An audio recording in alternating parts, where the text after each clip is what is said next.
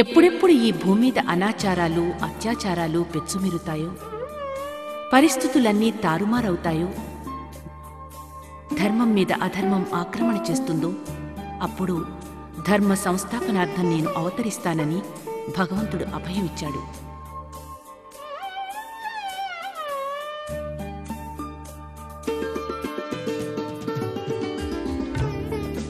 అన్ని వైపులా నిరాశతో నిండి ఉన్న నీటి పరిస్థితిలో ఒకే ఒక్క ఆశాకిరణం గాయత్రి పరివార్. ఈ గాయత్రి పరివార్ వ్యవస్థ ప్రచండమైన తపోబలంతో నిర్మించబడింది. ఈ గాయత్రి పరివార్ నిర్మాణ భూమిక గత 1000 సంవత్సరాల క్రితమే ఏర్పడింది. ఆది శంకరాచార్య, సంత్ కబీర్, సమర్థ గురు రామదాస్, సత్ జ్ఞానేశ్వర్లు, రామకృష్ణ పరమహంస, వివేకానంద, రమణ మహర్షి మరియు శ్రీ అరవింద్. తరువాత 1911వ సంవత్సరం సెప్టెంబర్ 20వ తేదీ అశ్విని త్రయోదశి నాడు ఆగ్రా జిల్లాలోని అవల్ఖేడ్ గ్రామంలో ఒక దివ్య శిశువు జన్మించింది. ఆ శిశువే తన యువావస్థలో శ్రీరామ్ మత్, అనంతరం గాయత్రీమాత వరపుత్రులుగా, ఆధ్యాత్మిక జాగరణ ప్రారంభకులుగా, ప్రాచీన ఋషి పరంపరకు నాయకులుగా, యుగద్రష్ట, వేదమూర్తి, తపోనిష్ట పండిత శ్రీరామ శర్మ ఆచార్యగా ప్రసిద్ధి పొందారు. అతి చిన్న వయసులోని పరమపూజ్య గురుదేవునిలో ఆ సాధక స్వరూపం అంకుర రూపంలో కనిపిస్తూ ఉండేది. వీరే భవిష్యత్తులో వ్యవస్థాపకులుగా, మార్గదర్శకులుగా, రచయితగా, సాధువుగా, సిద్ధులైన ప్రవక్తగా తయారయ్యారు. 1926 సంవత్సరంలోని వసంత పంచమి శ్రీరామశర్మ గారి జీవితంలో ఒక సరికొత్త మార్పును తీసుకొచ్చింది. 15 సంవత్సరాల వయసులో వారు తన పూజా మందిరంలో ఆవునేతి దీపజ్యోతి సమక్షంలో గాయత్రీ జప సాధనలో తన్మయులై ఉండగా, అదుగు దీపశిఖ నుండి దేవాత్మ అయిన హిమాలయ మహాయోగి, దివ్య గురువు, సూక్ష్మ శరీరధారి స్వామి సర్వేశ్వరానంద స్వామి దర్శనమిచ్చారు. వారు బాలుడైన శ్రీరామునికి అతని దివ్య పూర్వజన్మల స్ఫురణ చేస్తూ పూర్వజన్మల సంబంధాలను గురించి తెలియచేశారు. గురువుల నిర్దేశానుసారం అదే రోజు అఖండ దీపాన్ని ప్రజ్వలింపచేశారు. ఇది అఖండ దీపం మాత్రమే కాదు, ఇది అఖండ యజ్ఞం కూడా. మొత్తం గాయత్రి పరివారకు ఇదే ముఖ్య కేంద్రం. దీని సమక్షంలోని శ్రీరామ శర్మ గారు 24 సంవత్సరాల పాటు సంవత్సరానికి 24 లక్షల చొప్పున 24 మహాపురశ్చరణాల క్రమాన్ని ప్రారంభించారు. 1928 నుండి 1936 వరకు శ్రీరామ శర్మ గారు స్వతంత్ర సేనాని రూపంలో సమర్పిత విప్లవకారునిగా తన భూమికను నిర్వహించారు. ఆ సమయంలో ఆవల్ఖేడ్, ఆగ్రా మొదలగు గ్రామాల్లో కార్యాన్వితులుగా ఉన్నారు. వారు మదనమోహన మాలవ్య, స్వరూపారాణి నెహ్రూ, రఫీ అహ్మద్ కిద్వాయ్, దేవదాస్ గాంధీ గారితోటి ఆసన్సూల్ జైల్లోనూ మరియు అనేకసార్లు జైలు యాత్రలు నిర్వహించారు. సత్యాగ్రహ ఆందోళనలో, బ్రిటిష్ వారి పీడనలో మరియు తన ఇంటిని జప్తు చేయడం వల్ల వారు బ్రిటిష్ గవర్నమెంట్కి విరుద్ధంగా సంఘర్షిస్తూ వచ్చారు. 1937 సంవత్సరం ఉత్తరార్ధంలో వారు ఆగ్రాకు తిరిగి వెళ్లి మొట్టమొదటి ఆధ్యాత్మిక పుస్తకం నేను ఏమిటి రచించి ఆధ్యాత్మిక ఆలోచనలకు సూత్రధారులయ్యారు. 1940 సంవత్సరంలో వసంత పంచమి పుణ్యతిథి నాడు మధురలో అఖండ జ్యోతి సంస్థానాన్ని స్థాపించారు. ఆధ్యాత్మిక మాసపత్రిక అఖండ జ్యోతి పత్రికను ప్రారంభించారు. ఈ ప్రకారంగా కలం ద్వారా ప్రజలందరి మనసులను సంస్కారవంతంగా చేయడానికి నడుం కట్టారు. పూజ్య గురుదేవుల మాటలలో అఖండ జ్యోతి పత్రిక ఒట్టి కాగితాల చిట్టాగా మాత్రమే కాదు, దానిలో ప్రచండమైన ప్రాణశక్తి ప్రవాహం ఉంది. 1943 సంవత్సరంలో ఆగ్రా నివాసులైన జస్వంత్ రాయ్ గారి పుత్రిక భగవతీదేవితో శ్రీరాముల వివాహం జరిగింది. తన భర్త జీవన విధానం ఎలా ఉందో తన జీవితాన్ని కూడా అలాగే మలుచుకున్న సాధ్వి ఏ విషయంపై తన భర్త సమర్పణ ఉందో తాను కూడా సంపూర్ణ సమర్పణ భావం అనే దృఢ సంకల్పంతో వారు పరమపూజ్య గురుదేవుని సేవలో కలిసిపోయారు. అమ్మ స్నేహం, మమత మరియు తనవారనే భావంతో నిండి ఉన్న ఆమె ఒడిలో నుండి గాయత్రి పరివార్ పరిజనులు ఎన్నెన్నో విధాల సేద పొందారు. 24 మహాపురశ్చరణల సమాప్తిలో 1953లో దుర్వాస మహర్షి యొక్క తపస్థలిలో శ్రీ ఆచార్య గారు మొదట్లో గాయత్రి తపోభూమిని స్థాపించడమే కాక గాయత్రి మహావిద్య అనే అంశంపై బృహత్ విశ్వకోష్ను గాయత్రి మహావిజ్ఞానం 3 భాగాలు ప్రచురించారు. 1958వ సంవత్సరంలో వారు యజ్ఞ పరంపరను విస్తరింపచేస్తూ మొదలులో ఒక విశాల సహస్రకుండాల గాయత్రి మహాయజ్ఞాన్ని సుసంపన్నం చేశారు. దానిలో 2 లక్షల మందికి పైగా గాయత్రి సాధకులు పాల్గొన్నారు. అక్కడే నాటుకుంది విరాట్ సమూహపు బీజం. అదే ఇప్పుడు సుమారు 8 కోట్ల మంది సభ్యులు గల గాయత్రి పరివార్. ఇందులో వారంతా సక్రియ కార్యకర్తలుగా ఉన్నారు. శ్రీ ఆచార్య గారు తమ గురువులైన సర్వేశ్వరానంద స్వామి గారి నిర్దేశంతో 4 సార్లు హిమాలయ యాత్ర చేసి 6 నెలల నుండి 1 సంవత్సరం వరకు అజ్ఞాతవాసంలో కఠోరమైన తపస్సాధన చేశారు. 1962వ సంవత్సరంలో హిమాలయం నుండి తిరిగి వచ్చి 4 వేదాలకు సరళ భాష్యాన్ని, 108 ఉపనిషత్తులకు అర్థాన్ని, 20 స్మృతులకు హిందీ రూపాంతరాన్ని, అలాగే 18 పురాణాలను పునరుద్ధరించారు. 1963వ సంవత్సరంలో శతసూత్రి యుగ నిర్మాణ యోజనను గురించి ప్రకటన చేయడమే కాక రాష్ట్ర వ్యాప్తంగా సమాజ నిర్మాణ కార్యక్రమాన్ని ప్రారంభించారు. 1970లో వారు మధురను విడిచిపెట్టి కుంభనగరి అయిన హరిద్వార్లో గాయత్రి మంత్రద్రష్ట బ్రహ్మర్షి విశ్వామిత్ర యొక్క తపస్థలమైన సప్త సరోవర క్షేత్రంలో గాయత్రీ తీర్థ పరిసరానికి పునాది వేశారు. దీనికి శాంతికుంజ్ అని పేరు పెట్టారు.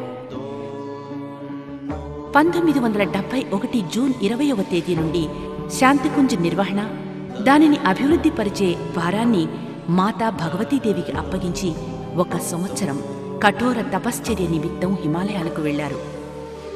1972వ సంవత్సరపు గాయత్రి జయంతి నుండి హిమాలయ పురుషుల పరంపర నిర్వహణను శాంతికుంజులో బీజారోహణ చేసి దానిని ఒక సిద్ధపీఠంగా తీర్చిదిద్దారు. ఇక్కడ చైతన్యవంతమైన ఆత్మల కోసం ప్రత్యావర్తన అంటే ప్రాణ సంచార శిబిరం, చాంద్రాయణ శిబిరం, సంజీవిని సాధనా శిబిరం, అలాగే కల్పనా సాధనా శిబిరాలను ప్రారంభించారు.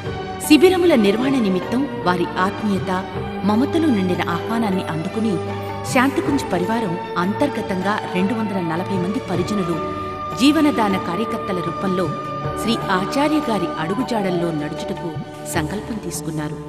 నేటికి 500 మంది కంటే ఎక్కువ మంది ఉన్నత చదువులు చదివిన జీవనదాన కార్యకర్తలు ఇక్కడ సగటు భారతీయ నాగరిక జీవన విధానంలో బ్రాహ్మణోచిత జీవనం గడుపుతున్నారు.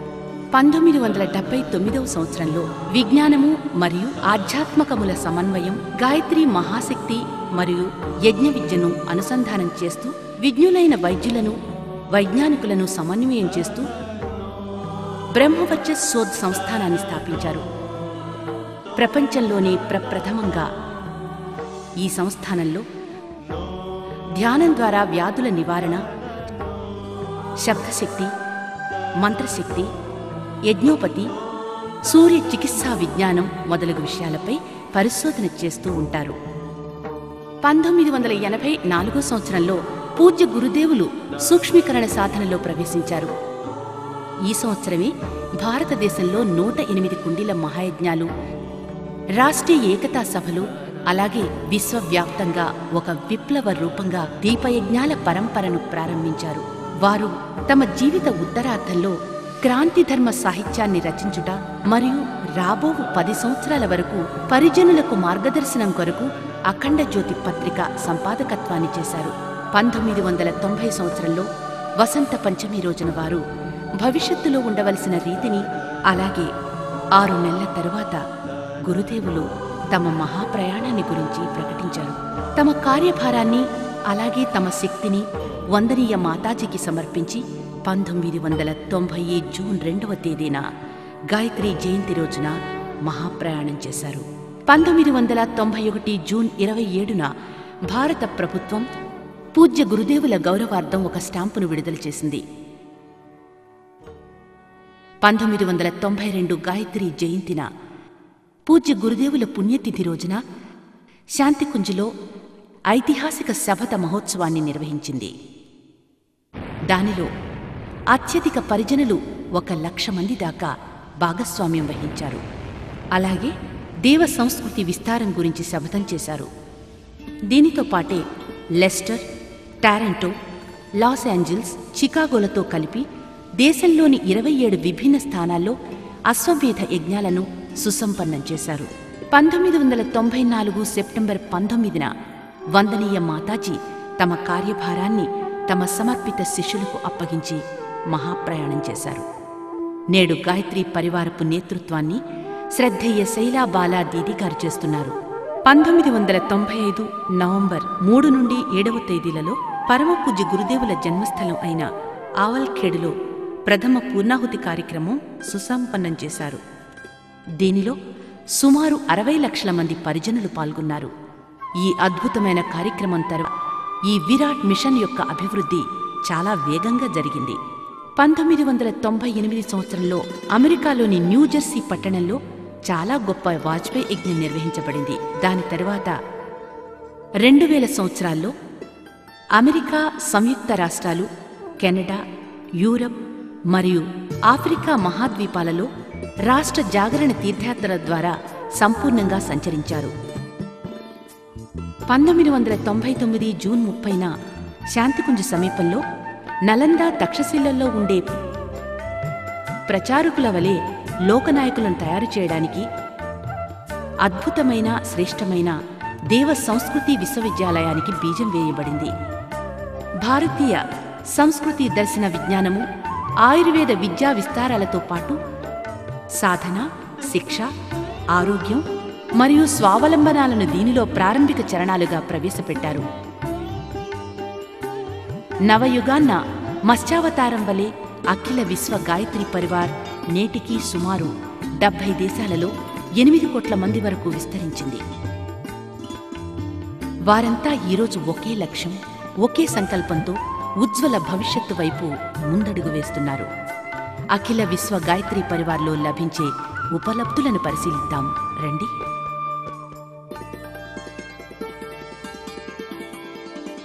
ప్రాణశక్తి ఉన్న చైతన్యవంతమైన తీర్థస్థలి శాంతికుంజ్ హరిద్వార్ యొక్క స్థాపన, శిబిరాల ద్వారా సాధకులకు విశ్లేషణ మార్గదర్శనం. గత సంవత్సరంలో శాంతికుంజ్ను దర్శించడానికి వచ్చిన సాధకుల వివరణ ఇలా ఉంది చూడండి.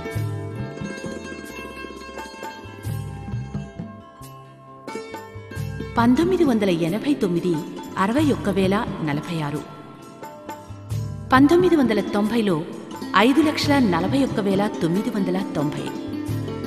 1991లో 70,489, 1992లో 93,638, 1993లో 1,01,290, 1994లో 91,687, 1995లో 1,03,726, 1996లో 1,15,724, 1997లో 1,40,874, 1998లో 1,44,604, 1999లో 1,63,934, 2000 నుండి ఇప్పటి వరకు 1,12,412కు పైనే.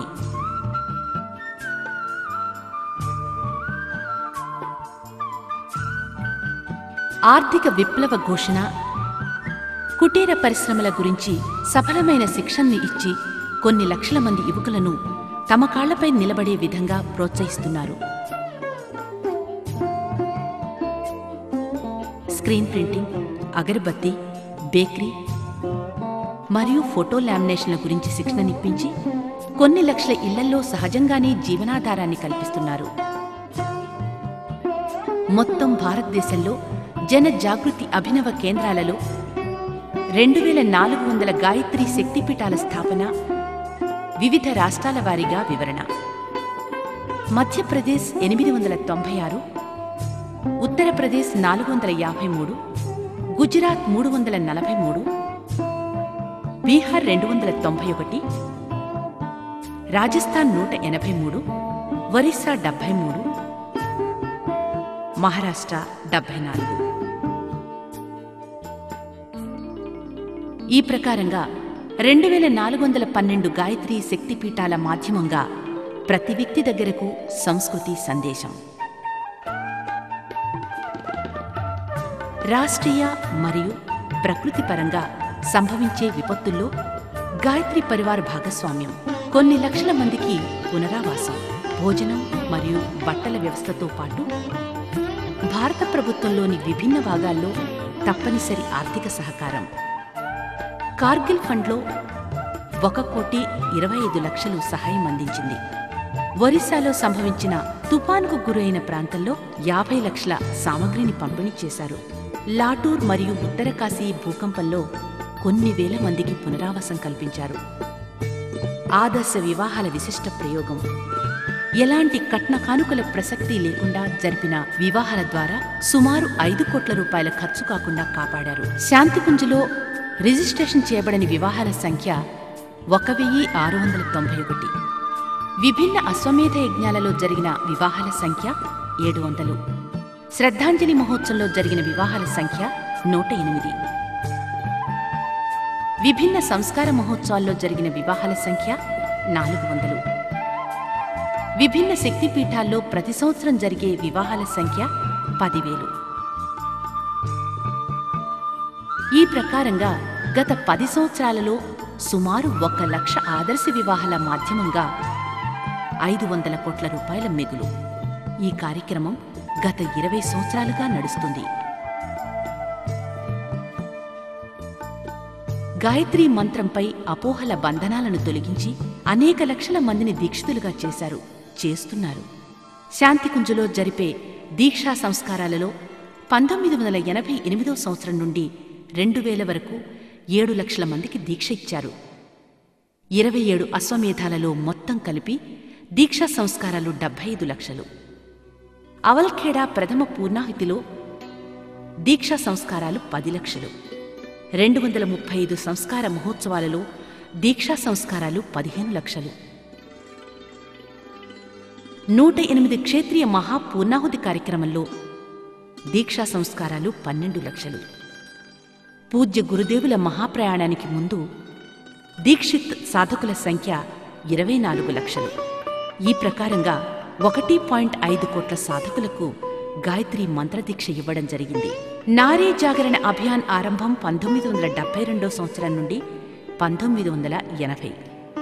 దేవకన్య మరియు నారీ జాగరణ శిబిరాల మాధ్యమంగా సుమారు 40,000 మంది మహిళలకు సాధనాత్మకంగా మార్గదర్శనం చేశారు. లేఖన మాధ్యమంగా విచార క్రాంతి ఘోషణ. పూజ్య గురుదేవుల ద్వారా రచించిన 3,200 పుస్తకాలు, వాటిలో వ్యక్తి నిర్మాణం, కుటుంబం మరియు సమాజ నిర్మాణాలతో పాటు వైజ్ఞానిక, ఆధ్యాత్మిక వాదాల సమ్మిళితం. ఇప్పుడు ఈ సంపూర్ణ సాహిత్యం 108 ఖండాలు కలిగిన వాంగ్మయాల రూపంలో కూడా లభ్యమవుతున్నాయి. మిషన్ ద్వారా రచింపబడే వివిధ పత్రికల సంఖ్య ఇలా ఉన్నాయి. అఖండ జ్యోతి 6,25,600. యుగ నిర్మాణ యోజన 2,50,000. ప్రజ్ఞా అభియాన్ 52,410. రాబో రోజుల్లో సంపూర్ణ విశ్వానికి భారతదేశమే మార్గదర్శనం కాగలదు. ఇది ఒక సునిశ్చిత భవిష్య రూపం. అఖిల విశ్వ గాయత్రీ పరివార్ కార్యకలాపాల ద్వారా దీనిని స్పష్టమైన రూపంలో చూడవచ్చు.